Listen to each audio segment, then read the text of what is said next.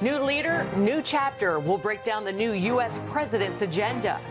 Plus, he spent years locked away in prison for his faith. Andrew Brunson shares how Christians here in America should be praying for the persecuted. Plus, the fight for faith in Hong Kong. See how believers in China are working to spread the gospel. Hello, everyone. Welcome to this week's edition of Christian World News. I'm George Thomas. And I'm Wendy Griffith. Well, now that Joe Biden has been sworn in as the nation's 46th president, what may lie ahead for the United States? That's the question.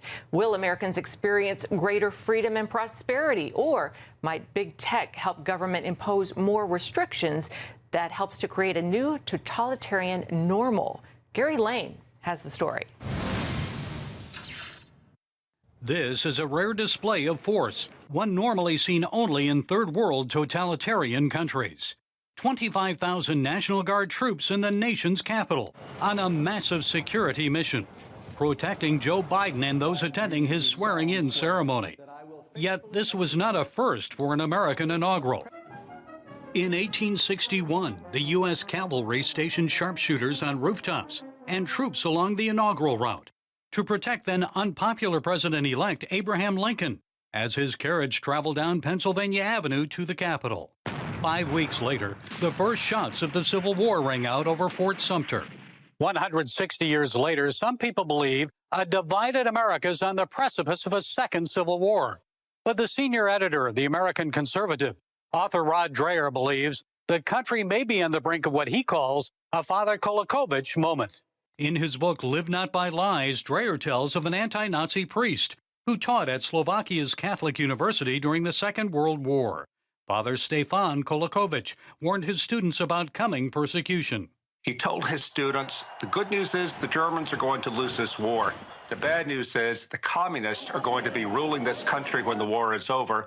The first thing they're going to do is come after the church. We have got to be ready for it. Kolakovich organized student prayer groups to prepare for suffering. Dreher says they became the backbone of Eastern Europe's underground church. I firmly believe that we're in a similar moment here in America now. Christians of all kinds, Catholic, Protestant, Orthodox, have got to take advantage of this moment of liberty we have to get our networks in place to prepare for persecution. And unlike Soviet and Eastern Bloc communism, Dreher describes what may be coming to America as soft totalitarianism. It's not going to have gulags, secret police, the things that the Soviets had. Rather, this is something that's going to be done mostly by big tech, limiting access to the economy and keeping it so that only those who conform with what the regime wants can participate in the economy. Social media speech censorship and Amazon's recent shutdown of servers for the popular conservative website Parler may provide a clue as to what may lie ahead. It's going to come from big business and big tech who will be using their freedom in our free market society to marginalize and oppress deplorables, which include political conservatives and religious conservatives. Dreher and some civil libertarians predict members of Congress may use recent events as an excuse to revive domestic anti-terrorism legislation. They fear the effort could potentially target innocent Americans. We're going to see people designated as terrorists, people who have no interest in terrorism at all, who do not support violence, but who simply question the way things are done in this country, and they do so from the right. I believe that Christians, conservative Christians, are going to be targeted too. And there will be no discrimination between us peaceful conservative Christians and those who want violence. And Dreher believes while the COVID-19 pandemic is a serious issue, it is also pushing an already dependent American society toward a willingness of being controlled. It has put us in a position and a mindset of fear and control, and where we can be open to being told what to do by the government. And I think that this has been a dry run, if you will, for greater control. One that covers nearly every aspect of your life, courtesy of big government, big tech, and big media. It's already happening in China, where the communist government has implemented a social credit system that forces citizens to conform to what the government wants. Those deemed to be good communists are rewarded with full access to the economy, travel, higher education, and good jobs. I think we are going to see an informal version of that happen right here in America. And the hammer is going to come down on conservatives and traditional Christians. Todd Nettleton hosts the Voice of the Martyrs radio. Maybe it will affect your employment. Maybe it will affect your opportunities for promotions or advancement in your job. Dreyer says American Christians need to prepare. We in the American church know nothing about suffering. We've had it good for a long time. The people who grew up under communism, I talk to in my book, Live Not by Lies, they know what it's like to suffer for the faith. We have to start learning from their experience and be prepared to be steadfast and to suffer without hating our enemy. Christ said, the world hates me. If you follow me, the world will hate you too. We haven't, as American Christians, really experienced that very much. That may be changing, and we may be seeing the day where it really does cost someone to follow Jesus Christ boldly, even right here in the United States. Gary Lane, CBN News. If anyone understands persecution and what it means to suffer for your faith, it's Andrew Brunson. The 52-year-old American Christian was unjustly locked up in a Turkish prison for 2 years. Brunson served as a missionary pastor in Turkey for more than 20 years. Pastor Brunson, thank you so much for coming on the show. How can the church in America be preparing for persecution? So what's really on my heart is to raise awareness of the difficulties that are coming so that we're sober-minded and prepare.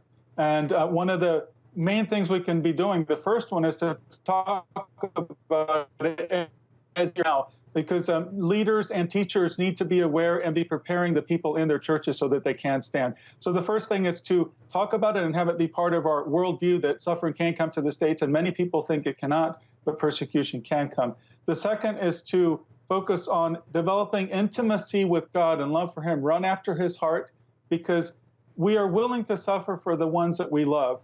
Another is to cultivate fear of God and right perspective. Who am I going to fear more? Will I fear God or will I fear man? Will I fear the consequences of obeying God, which can be persecution, or the consequences of not obeying God, which is standing before God in that way? Another is to cultivate perseverance and determination, and you determine, I am going to stand. I will not compromise. Another is to focus on building community, because it is those relationships, close relationships and faith, the love and unity there that will be very important to sustain us when we have difficulties. And the last one I'd mention is to protect the word. This is not the same as teaching the word, it's protecting it, because we will be under a lot of pressure to compromise it, and we have to protect the integrity and authority of the word in the community. As you mentioned, we have not experienced persecution here in America, and understandably many fear it. What should be our attitude?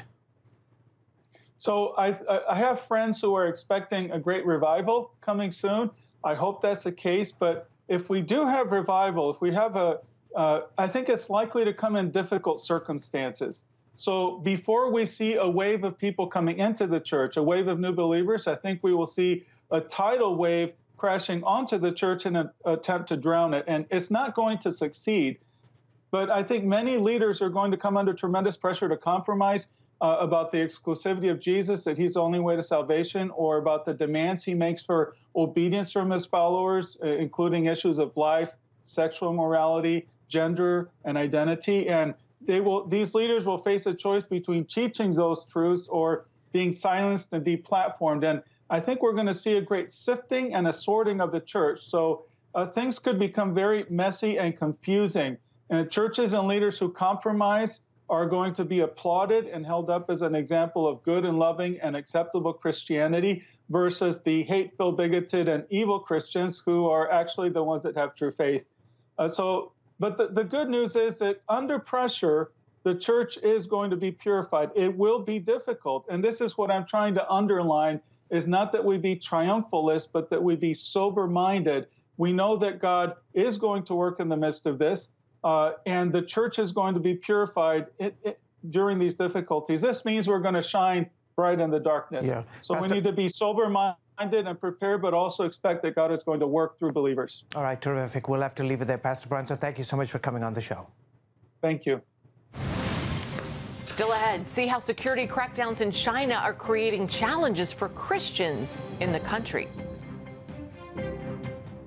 These challenging times call for strength and faith. You're going to be just fine, just fine. You need the wisdom to manage new responsibilities. Great job! And Callie, please write a sentence about and the courage and favor to fulfill life's demands. Looks good. Let's go. Get the insight and power you need to triumph from Pat Robertson's new book, I Have Walked with the Living God. Pat shares his miraculous journey that will inspire you and grow your faith. You can take one thing away from this book. It is this: get rid of the clutter in your life. Instead, spend your time in the presence of the Lord. Learn how to overcome adversity and live in God's blessing. Get I Have Walked with the Living God today. Call 1-800-700-7000 or go to CBN.com to become a CBN partner. Call now.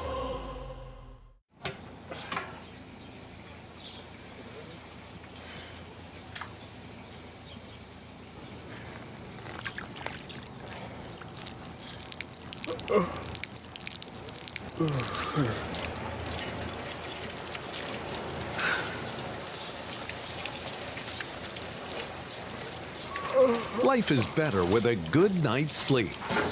Get your free DVD or booklet of Protect Your Sleep. Watch breaking news, in-depth exclusive stories and programs from health to entertainment you won't find anywhere else. The CBN News Channel, a perspective you can trust. Enjoy credible news reporting from around the world. Discover inspiring programs and stories of hope, all in one place from a Christian perspective. The CBN News Channel, a perspective you can trust. To watch the CBN News Channel, download the app or visit cbnnewschannel.com. Welcome back to Christian World News. China has imposed a sweeping new security law tightening its grip on Hong Kong. Christians, politicians, and pro-democracy activists have been arrested. In fact, scores are fleeing the city. Others are hiding underground. So how is the church in Hong Kong responding to this persecution? Take a look. Hong Kong, as Hong Kongers see it, is a totally different place than it was 2 years ago. Pastor Butch Tanner moved here from Texas in 2017 to lead Kowloon International Baptist Church. Then, in June 2019, anti-government protests erupted over a controversial extradition law, plunging the city into months of chaos and bloodshed. Tanner's church became a place for healing. We would have actually police officers, plus we would have protesters that would gather in our building and pray together and sing together. The protests have since died down, but fear now looms over the city's future as China's grip on Hong Kong tightens 6 months after imposing a sweeping new national security law. We have a lot of fear in Hong Kong among the people. There's a lot of fear that things are not going to settle down or be anywhere near the normal that they used to be. And that fear is being realized. On January 6th, more than 1,000 Hong Kong police officers raided 73 different locations across the city, arresting 53 politicians, pro-democracy leaders, human rights activists, and others. Lam Chung-ting was one of the lawmakers arrested. He captured the moment police barged into his home. You are suspected of violating the national security law, subverting state power. Chris Patten, Hong Kong's last governor, says what's happening in the city is nothing short of China's brutal destruction of a free society. This is a further turning of the screw in Hong Kong, a further attempt to destroy the freedoms of a city which has thrived under the rule of law. Also arrested, John Clancy, an American priest turned lawyer, who now faces prison for challenging China's authoritarian rule over the city. Authorities have also rounded up Christians, including Joshua Wong, a prominent activist seen in this picture entering prison in early December. Later that month, 2 Catholic nuns were also arrested. If they think they can actually lock up the idea of freedom and democracy forever, they're kidding themselves. The truth is they're absolutely terrified of what liberal democracies stand for. Reports estimate more than 300,000 Hong Kongers are planning to flee the city in coming months. Lap Yang Kong, who teaches at the Chinese University of Hong Kong, says several pastors have already left, while others have gone underground. The government, as well as the police, use all kinds of means to use this law to persecute the pastor as well as the people. Beijing defended the mass arrest despite calls for their release by former Secretary of State Mike Pompeo.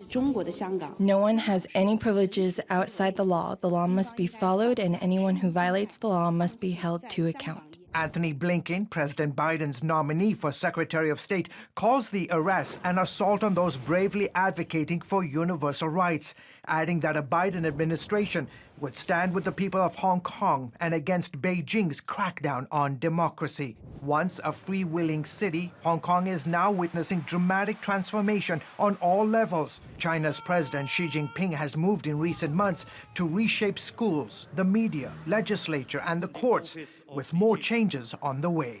Leadership in the schools are changing. Schools that have never had any communist connection before are having communist leaders. Christians fear Hong Kong is becoming like any other city in mainland China, and that religious regulations there, combined with the new security law, will soon apply to them, making it almost impossible to practice their faith. A self-censorship is emerging among the people in Hong Kong, and many of us are very conscious of what we can say. Chinese Christians currently experience some of the harshest government persecution ever witnessed. Christians here are also preparing for the future. They suffer quite a lot. So maybe this is also the time that we learn something from our brother and sister in China. Still, division exists between Christians who support Beijing's rule and those who don't. Ricky Wong, a former Hong Kong police officer, pastors Trinity Theological Baptist Church. He supports Beijing and says the new law will not curtail religious freedom in the city. So for me, I'm quite positively look at this law. And also, I think we have to pray and look upon Jesus. Others, like Dr. Hugo Chan, a leader with the Full Gospel Businessmen's Fellowship, say despite potential restrictions, the gospel of Jesus Christ will go forward. Yes, we have a lot of confusion and a lot of polarization going on.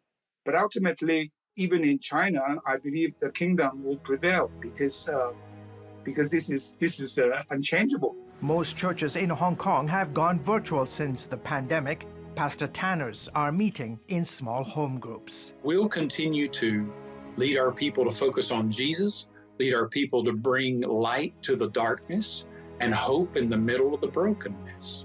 Tanner says he plans to continue boldly proclaiming a message of love, come what may. What we look at and what we prepare for is the fact that whatever happens, we need to present Jesus. If that includes suffering, yes. If that includes being exiled, yes.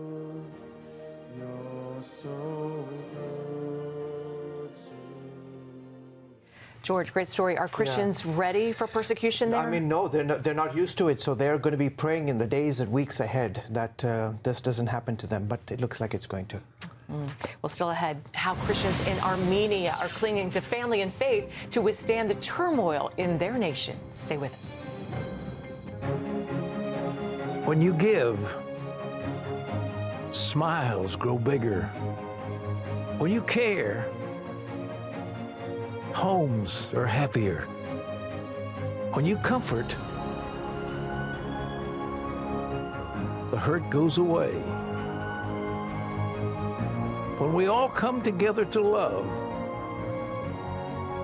miracles happen.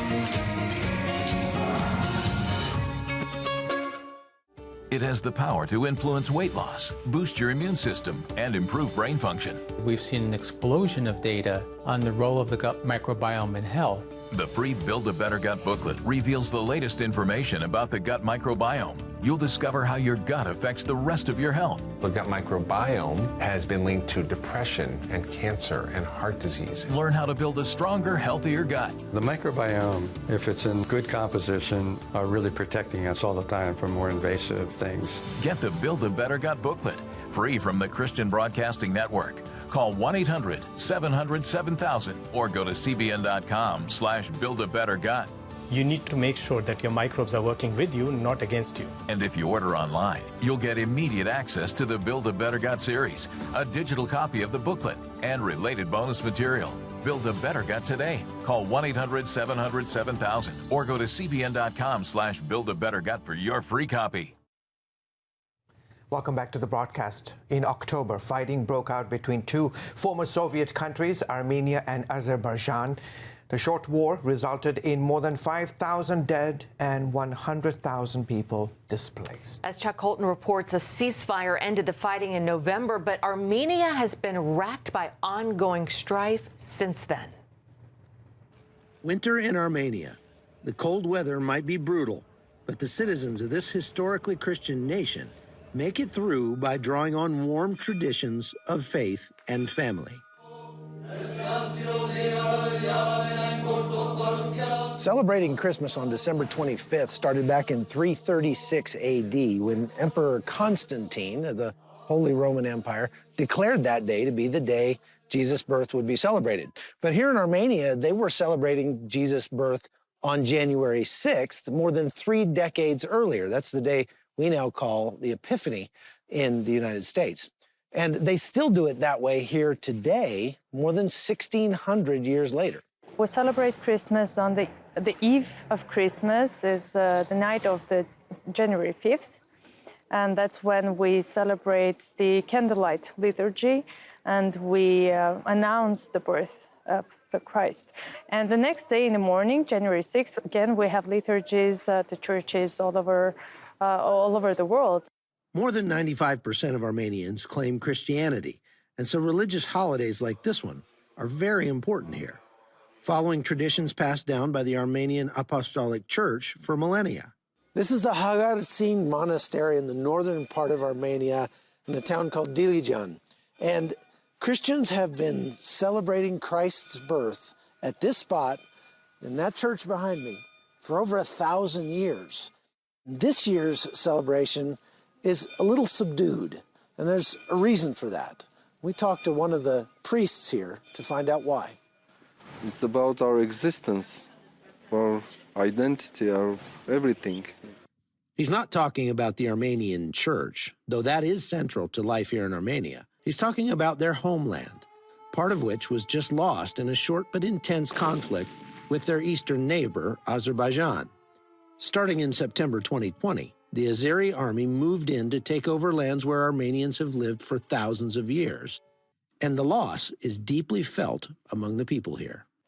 It's traumatic, let's say, and we still need time to truly analyze and understand the whole what happened to us and why it happened, and make a kind of strong commitment for revival. This year, Armenia is not really celebrating the special holidays, the New Year's and Christmas in a festive way because, as you know, Armenia was hit by a devastating war in 2020, which left us with heavy losses. We lost thousands of young lives. We lost our historic lands. Normally, the capital city of Yerevan is heavily decorated with lights for the Christmas season. But this year, between the COVID virus and the war, the mood is subdued. Nevertheless, these worshipers are putting their faith in God for the future. This is a moment of mourning, this is a moment of reflection, and this is a moment of also appreciating what we have. Also, this birth of Christ is allowing us to think about the rebirth of our nation and of our dreams, and hopefully being able to stand up again and protect our land. From Armenia, I'm Chuck Holton for CBN News. From Marine lieutenant in the Korean War to building a global ministry, Pat Robertson reveals how God has directed him every step of the way. In his latest book, I Have Walked with the Living God, Pat Robertson shares his personal journey of faith and how an ordinary life can become extraordinary when surrendered to God. In this highly acclaimed book, you'll learn the keys to receiving daily favor, wisdom, and blessing, how to overcome setbacks and lean on God, how you can hear from God in your own life. Plus, enjoy fascinating untold stories from Pat's experiences in business and the political spotlight. Discover how life with God can be exhilarating and full of promise. Get your copy of I Have Walked with the Living God when you become a CBN partner. Call 1-800-700-7000 or go to cbn.com. Changing lives is now easier than ever with Text to Join. Text CBN to 71777 and tap on the secure link to transform a life. You'll feed the hungry, heal the sick, bring water to the thirsty, hope to the hopeless, and so much more. It only takes a moment to make a huge difference in someone's life. Text CBN to 71777 and change the world right from where you are. Well, finally this week, an Indian girl hopes and prays for her mischievous brother to change his ways. So how do I feel about George sometimes? Yeah, no kidding. Nothing seemed to work until God spoke to his heart through CBN's Superbook. Take a look. Spandana loves her little brother Ajay, but sometimes he can be a little hard to handle. He's very mischievous. He starts fights, so his teachers complain to me. He gets punished at school and at home. Then I feel bad and cry because he is in trouble again. Spandana wanted to help her brother but didn't know how. Then at school, she started watching Superbook. In Superbook, I watched the test. Abraham prayed and relied on God. After that, I began praying to Jesus. I've been praying since then that my brother would do well in school and stop getting into so much trouble. Spandana says her prayers were answered when Ajay got a good grade on his next test. I prayed for my brother to get an A or B. When my family went for his parent-teacher meeting, teacher said my brother got a B. We don't fight much anymore, and he doesn't get in trouble at home or at school. Spandana says Jesus can answer any of her prayers. When I watched Superbook, I learned so much about Jesus. Thank you, CBN, for showing me Superbook. Superbook doing great work around the world, proclaiming the gospel of Jesus Christ. Helped her mischievous brother. Maybe I can get you to watch it. Yeah. I'm just kidding. George is fantastic. Well, folks, thank you so much for joining us this week. Until next week, from all of us here, goodbye and God bless you.